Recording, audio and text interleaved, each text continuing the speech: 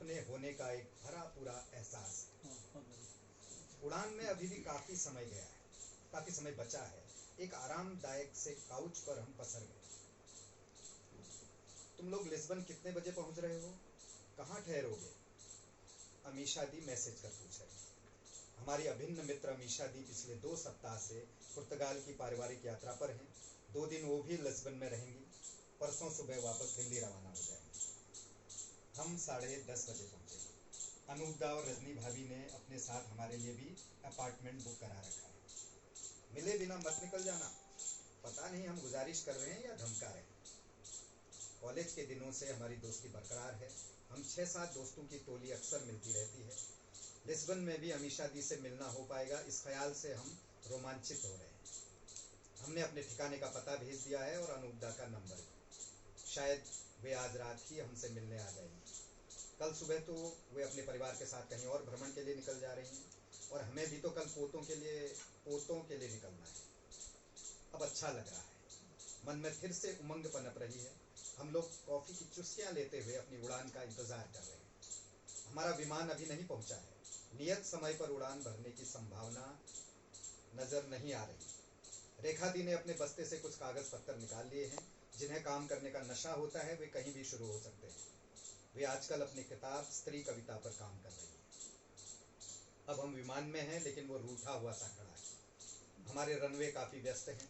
जब जब उद्घोषणा के लिए विमान परिचारिका खड़ी होती है, उम्मीद जगती है कि अब हम पंख पसारेंगे, पर वो थैंक्स फॉर योर अंडरस्टैंडिंग कहकर मुस्कुरा देती है। रेखा दी अब भी कागज़ फैलाए कुछ लिखने में व्यस्त है। जब विमान का डिज़ाइन ईजाद किया गया होगा तो किसी ने कल्पना नहीं की होगी कि भोजन रखने के लिए बनाई जा रही टेबल को कोई स्टडी टेबल बनाकर उस पर अपनी किताब की भूमिका लिखेगा। मुझे थोड़ी कोफ्त हो रही है, क्योंकि विमान की इस सुस्ती से आगे सबको परेशानी होने वाली है। लिस्बन के जिस अपार्टमेंट में हम रुकने वाले हैं वहाँ पहुँचते हमें आधी रात हो जाएगी। दिल्ली से बाबली जी, विनीता दी नियत समय पर वहाँ पहुँच गए हैं। अनूपदा और रजनी भाभी दिन में ही आ चुके हैं। सब प्रतीक्षा में होंगे। खबर मिल रही है कि अमीशा दी भी सपरिवार हमसे मिलने अपार्टमेंट में पहुँच गई हैं और हम रनवे पर लाचार खड़े शून्य में ताक रहे हैं। वैसे भी कहीं पहुँचने में देर होने लगे तो अमूमन शांत रहने वाला मेरा मन बेचैन होने लगता है। घड़ी नहीं बांधती, पर समय की पाबंदी स्वभाव में है, जिसे मैं चाह कर भी नहीं बदल पाता। देर से पहुंचने पर जाने क्यों अपराध बोध पनपने लगता है।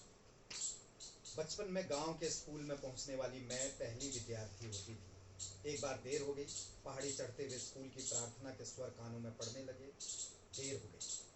देर हो गई इस भय से त्रस्त मन ने आगे बढ़ने से इनकार कर दिया।